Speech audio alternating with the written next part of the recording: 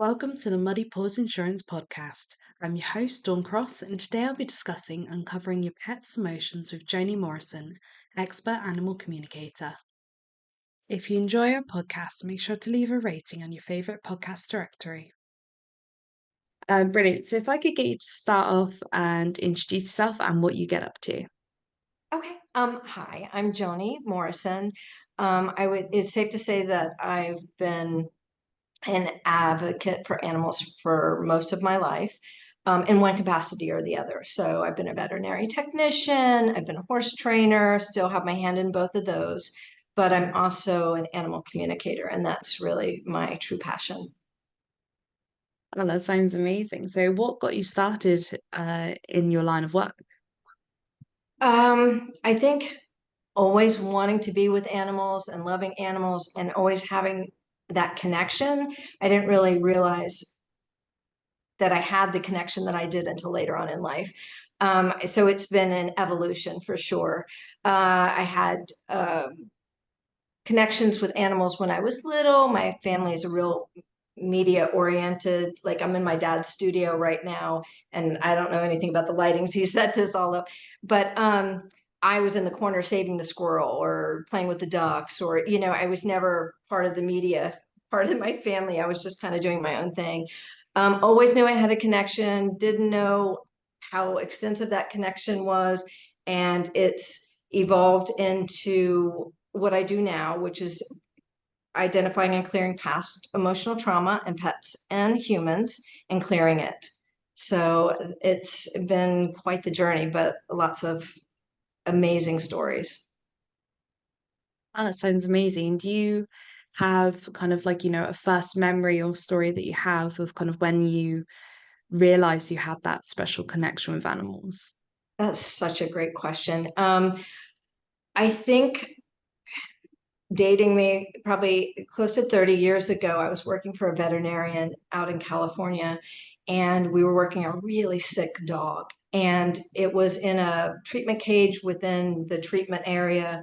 And all of a sudden, I started hearing this voice seemingly coming from this corner, but no one was there but the dog. And so it was just like, wait, what? And so I went over, and the dog was like, please don't leave me. I'm scared. I'm this. And I was just like, oh my gosh. So I was like petting him, and I was kind of looking around like, is anybody else hearing this? Because like it was just sort of like somebody talking to me. Mm. And I ran and grabbed a friend that I work with, ran into another ward, and I said, oh my gosh, this just happened. She goes, and I said, why do you think I heard this dog? And she said, well, it's easy. You're the one who's with this dog the most. I was the technician that took care of the dog. I transferred the dog at the end of the day to the emergency hospital. So the dog felt comfortable enough with me. And apparently I had the abilities to be able to talk to the dog. And the dog was understanding that and was conveying these messages to me. So it was kind of one of those in your face moments where you're you're second guessing it, but at the same time, it was like, wow, this is pretty incredible. So I think over the years, and so that was like 30 years ago, it's just kind of morphed into more of an allowance of it coming in, if that makes sense. Before it was like I feel like I thought my way through it or tried to think my way into communicating with animals, but I honestly that wasn't what I needed to be doing. I need to be feeling my way into it. And so it was kind of this trial and error for years, and it wasn't my bread and butter. It was just like, wow, I have this connection with animals. How can I, build on this or empower this or help animals this way? And so, again, it's just been an amazing journey just to get to where I've been, to be able to help them and heal them in the capacity that I've been able to do for the last 10 years. Wow, that sounds really amazing and it's almost kind of inspirational, the fact that the dog felt so comfortable with you. There's like you were able to kind of pick up on that is really amazing. Because also then you could attend to his needs and be like, yeah, I'll stay here then because you're obviously feeling, scared and lonely. And it must have been so useful, down the line, doing what you do now. Yes, for sure. And still to this day, I'm still a veterinary technician. So, because I like the hands-on physical with the animals, the medical aspect of it, Mm, because all my work is done remotely. So I just ask for little to no information to begin with, just a picture, name, and age, because it's imperative for your pet to tell me what's most important to them.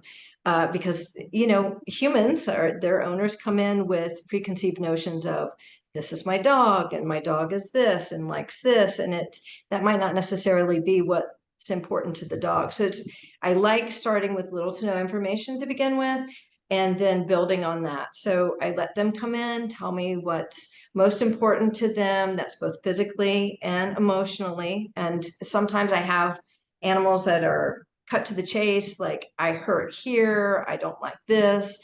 I mm, tell my clients, like, it's not always rainbows and unicorns. It's not about how much they love their life and stuff. They now have somebody that's communicating with them who can understand their needs, and they really need to get this point across. And most of the time, most of my sessions are probably about that. But then mm. again, I have the fun sessions where the animals just take me off in a tangent of, a laundry list, so to speak, of what they want, what they don't like. They like to tell on their owners quite a bit about what their owners are doing. I spoke with a woman yesterday when I was working on her dog, and the dog was like, horses, horses, horses. Her brain is just swimming with horses all the time. And so I asked her, and she says, "Oh yeah, I work with horses every day." So, but that was what the dog was like. This all she is about the horses. And so Mm. that's kind of how we started our conversation, which I thought was pretty funny. They like to tell on others, animal siblings within the family, things like that. Yeah, so you have to be very careful about how I present some of this information sometimes. But usually people get a pretty good kick out of it. Mm. And it's always fun to get it right. I've been doing it for a long time, thousands at this point of reads and healings. But I approach everyone, every single one is so unique. So I approach everyone like it's the first one. Mm. I want to be able to do right by the pet, and I want to do right by their human, to give them the best information to help the situation or help their pet. Definitely. And I think it's like, you want to do anything and everything for your pet, and it's unfortunately that one of those big barriers is just the language barrier.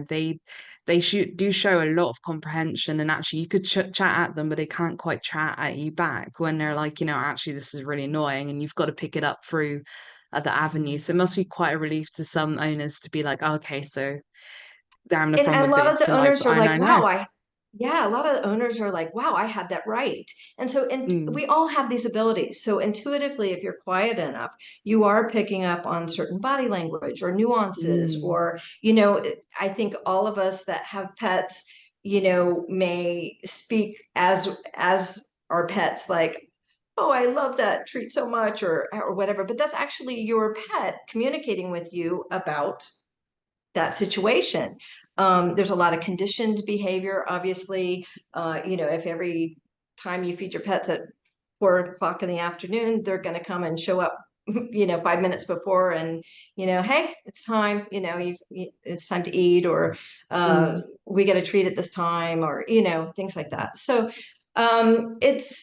it's all fun, to see, and it's always different because I have my own pets. I have 3 dogs, a cat, and a snake. So, I'm wow. not communicating too much with the snake, but he does communicate sometimes. But you know, I can communicate all day long with everybody else's pets, and then when it comes to your own, you're emotionally involved, right? So, like, one of my animals just had an emergency splenectomy with a mass removal, and so it's a Mm, major surgery. And so, as an animal communicator, I want to be there and be able to help heal her. But as her owner or her human, I like to say, it's a little bit harder because I'm emotionally attached. I mm. want her to be okay, and so I have to make sure that my emotions don't get involved in that. But you did the best you can with your own animals. Yeah, definitely. It's always trickier when I think it comes to your own home, your own people, or your own animals, really. For I've got to sure. ask, it's burning on my brain. Has there any, what's been like the funniest thing that maybe an animal has spoken to you about or indicated about that kind of made you like you had to kind of laugh and give yourself 5 seconds to be like, so Oh and my tell gosh. the Well, owner. I think that one of the funniest things is when I start a session, and I keep everything in writing because a lot is lost in communication. People go back and if they don't have a recording of it, then they have a lot of questions to it. So I keep everything in writing. And Mm. when I start my session, if they're with their animal, they don't necessarily need to be with their animal, but if they are, I say, hey, they all handle the connection differently. I would say 99% get very still and quiet, just snooze through the whole thing. Some Mm. kind of go about their business. But I think one of the funniest, and I tell every client this in the beginning, is this woman was observing her horse. And the minute I connected, the horse was just like, wait, what? Who's talking to me? And was running blindly around the field trying to get away from the person in their head. So, I let people know that that might be an option. I haven't run into it too many times, but I think this horse was just like, there's a voice in my head or there's a connection here. I don't know where it's coming from. And was trying its best to get away from me until we got like really, it was like, okay, it's calm down, it's okay. Let's connect on this level. And then he settled. But so I'm trying to think of any really funny story. There's always just tidbits of this and that. When I'm identifying past emotional trauma in the body, well, first of all, let me back up. We're all energetic beings, right? Yeah. So when we have emotions that don't process normally, and that's whether you're a human or a pet, it gets caught in your body, right? And Mm. that resides as negative, stagnant energy. So it creates roadblocks in the body. Okay. And the body has to learn to work around that. And um, the animals, when emotions trap over times of stress or trauma, but animals are gigantic sponges also. So they take Mm. on our stuff to ease our burden. So they'll have maybe a traumatic experience in their life. Say they were lost on the street and then found and then adopted or whatever might have happened to them in their life. And then these emotions have trapped within their body. Okay. So these emotions can attract more of the same, like attracts like in the universe. So Mm. anxiety equals anxiety, or they can get triggered by other like emotions. So like, for instance, if you had a dog and you had anxiety trapped and the dog had anxiety trapped, the two could trigger each other within that moment, bringing forth that emotion. So the beauty of this work is I'm essentially wiping the emotional slate clean. So I'm going in and kind of getting behind the scenes and just kind of removing some of the gunk that the animal's been harboring. But so animals, when they're in my connection, when I get to the healing part, they start releasing through body language. So when animals are releasing that negative stagnant energy, they're going to be doing that through body language, such as licking and chewing and yawning and stretching and sometimes barking or neighing or, depending on the animal. But so going back to like a funny story is, um, I'm used to kind of the body language through um, uh, yawning or eye blinks or head shakes or rolling or things along those lines. And one of the clients was saying, my dog doesn't normally fart, but now is farting a lot. Like, is this part of a release? And I'm like, yeah, actually it is. But it was just kind of a funny moment of, you're here healing my dog and now he's got some digestive issues going on. Um, so, like I said, they're all very unique. All the animals I connect with are very unique, and they all have different things that they want to bring forward that's important to them. Mm. So, yeah, you run into funny moments. I can't really think of anything specific. Of course, after we're done talking, I'll have a million come into my mind. But yeah, it's fun. It really is. It's become such a sole purpose for me. Um, and I almost seek it out. I love it so much because I see results on the other side. Once I would say 99%, if not 100% of the people that are coming to me at the point of needing communication, they're trying to address an issue, whether that is behavioral or physical. They need to get to the bottom of something that either a veterinarian or behaviorist can't get to the bottom of. And luckily, I do have, a lifetime, over 20 years of being a veterinary technician, kind of in my toolbox.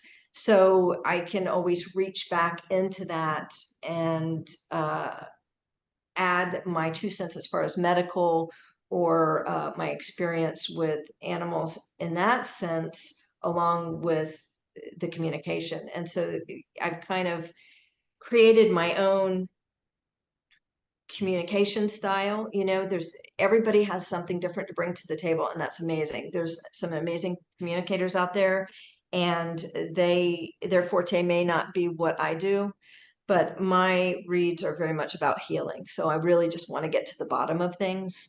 It's usually a big puzzle, so I want to get to the bottom of what's going on and then help fix that if I can, to the best of my abilities. That sounds amazing. One more question before we start wrapping up is, what are the common signs that pet owners should look for if maybe a pet has tracked emotions? So as we touch base on, animals have learned to convey most of their needs through body language. So obviously, if the animal's having issues, either emotionally or physically, that no one can really get to the bottom of, it's usually something that has created some emotional issues from past emotional trauma or stress. So really, if an animal seems off, nobody can get to the bottom of it. They can't get above it. That may be a time to, embark on getting a little bit more information. I would say that animals, once they have the work, in my experience, they usually do a 180. Every case is different, but once that animal has that past emotional trauma removed from their body, they become more affectionate. Their demeanor changes. They can get along with other pets because they're not getting triggered. Mm. Again, in every situation is just so unique. So it depends on the situation. I really, really like to what I call clearing the pack. So if there's a lot of animals within the household, clearing one might help, but clearing all of them is going to be the key to success for everyone. And that includes the humans in the household too, because the animals are taking on the stuff from the humans. So I like to do that to get everybody on the same page, so to speak. Yeah, no, that sounds really intriguing. So, is there anything else you'd like to add before we wrap up the episode? No, not unless you have any other questions. Again, I'll probably think of all the funny episodes once we disconnect, but that's pretty much it in a nutshell. It's amazing. Well, thank you so much for your time today. Thank you so much. I really appreciate you. Thank you to my guest today, Joanie, for chatting about her experience on communicating and understanding your pets. If you're interested in her services, please click the link in the description. I have been your host, Dawn Cross, and make sure to click follow for more episodes. Muddy Paws takes pride in keeping things simple. Our goal is to provide a reliable insurance policy that's well delivered and gives you peace of mind. Intelligent underwriting, a user-friendly application, and outstanding customer service ensure we stand out from the crowd and provide the best for your furry friends.